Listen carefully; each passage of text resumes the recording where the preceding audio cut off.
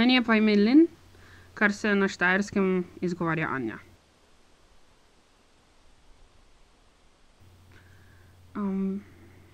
Leta 85, ko sem se rodil, mi je bilo ime pripisano, tako nam je vsem. In najbrž mi je bilo pripisano že tudi prej, saj sem edini otrok mojih staršev in koliko vem, so moje ime določili že precej pred mojim rojstvom. Torej 33 let nazaj, oziroma skoraj 33 let nazaj, ko sem se rodil, nihče, vključno z mano, ni mogel vedeti, kdo jaz sem, kdo bom postal in v kakšno osebo se bom razvil, še najmanj pa osebe, ki so mi ime pripisale. Danes vem, kdo sem in to je, da sem Lin. V tem je ravno čar osebnega imena, no? Da je moje, da je naše. In čar je v tem, da nam je lepo ob tem, ko izgovorimo svoje ime, ko ga slišimo, da ga izgovarjajo drugi. Ime nam naj ne bi prinašalo neke bolečine in stisk in slabih spominov in nekih povezav na družbena pričakovanja glede spola, ki ni naš, ki ni moj, ampak transspolnim osebam se to dogaja. In oseba, ki so ji dali ime Anja, je imela drug spol, kot je moj spol. Možnost menjave osebnega imena je ravno zaradi tega tako pomembna, no? Zato, ker omogoča, da svoje ime izberemo same. Kljub temu, da ima ful enih ljudi okoli nas predstave in želje, kaki bi naj mi bili, v koga bi se naj razvili. To so neki eksterni podatki, ki niso in ne morejo biti usklajeni z našim notranjim doživljanjem sebe. In zato nihče, ne glede na to, kdo to je, ne more boljše vedeti, kdo jaz sem.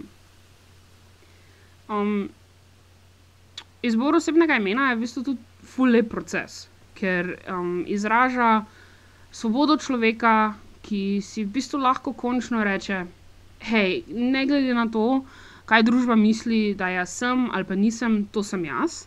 In prav z imenom vam to želim tudi sporočiti. In zato je edini primeren način reagiranja na izbor osebnega imena praznovanje, recimo s čestitanjem in spoštljivo obravnavo tega imena in s tem, da dejansko ime pač uporabljaš. Zato, kadar nekdo podeli svoje izbrano osebno ime, s tem v bistvu nekaj zelo, zelo osebnega prikaže oziroma nas spusti v zelo oseben proces. In vsakič, ko se zgodi, da ljudje ne vidijo moči in v bistvu intime, ki je v tem procesu in vztrajajo pri uporabi imena, ki pač res ni naše oziroma ki nam je bilo pripisano ob rojstvu, nas s tem samo odrivajo ful daleč stran. In prepreke delajo in ustvarjajo negativno energijo. In ful je zanimivo vedeti in čutiti, da si hkrati na eni strani en glavnih transaktivistov v državi, po drugi strani pa še vedno si navadna trans oseba, ki ima družino, ki ima znance in znanke, in pač ki je del družbe. In tam, v teh prostorih, ob teh ljudeh, pač tudi jaz se ne morem zaščititi pred transfobijo, ki jo doživljam. In od trenutka dalje, ko sem v svoji biološki družini povedal, da pač je moje ime Lin in da ime, ki so mi ga zbrale in zbrali, ni primerno zame, da se z tem imenom ne čutim že nekaj časa, sem nazaj dobil te zelo tipične, nič presenetljive reakcije, da oni bojo pa vedno uporabljali ime, ki je meni bilo zbrano takrat in da to sem jaz za njih in da jaz bom za njih vedno Anja. Ne štekajo.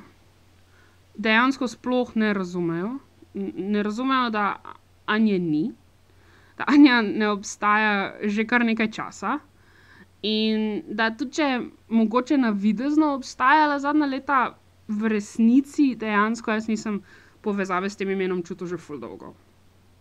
In jaz sem dejansko srečen, da je tako, zaradi tega, ker če bi še vedno obstajala, ali pa poskušala obstajati, bi to za mene v bistvu pomenilo, da jaz ful trpim. In dejstvo, da so nekateri ljudje, s katerimi sem pač poskušal že deliti ta intimen proces, svoje želje, svoje potrebe, svoje občutke dali pred moje, ni ok, ker to briše in utišuje in sproža jezo in občutek nespoštovanja in predvsem pa pač boli. Teda jaz res, koliko lahko želim poudariti, da je res edini primeren odziv ob tem, ko nekdo z nami podeli svoje novo ime, je to, da temu človeku namenimo pozornost, da osebo proslavljamo. To je naš proces, to je moj proces. To ni vaš proces ali pa ni tvoj proces. Dejansko za nas gre. In cel čas povsod poslušamo, kako naj bi starši in starši in biološke družine na splošno gojili neko brezpogojno ljubezen do otrok oziroma odraslih otrok. In potem je ful je zanimivo, ironično seveda, opazovati, kako se ta mit brezpogojne ljubezni v bistvu takoj razblini, kadar otrok ali pa odrasel otrok se deklarira in identificira kot nekdo, ki ni v skladu s tem, kar si je ta družina v bistvu predstavljala, da bomo. Ampak jaz ne živim za to, da sem to, kar si nekdo predstavlja. Jaz pač sem, kar sem. V bistvu sem vse, kar si marsikdo želi, da ne bi bil.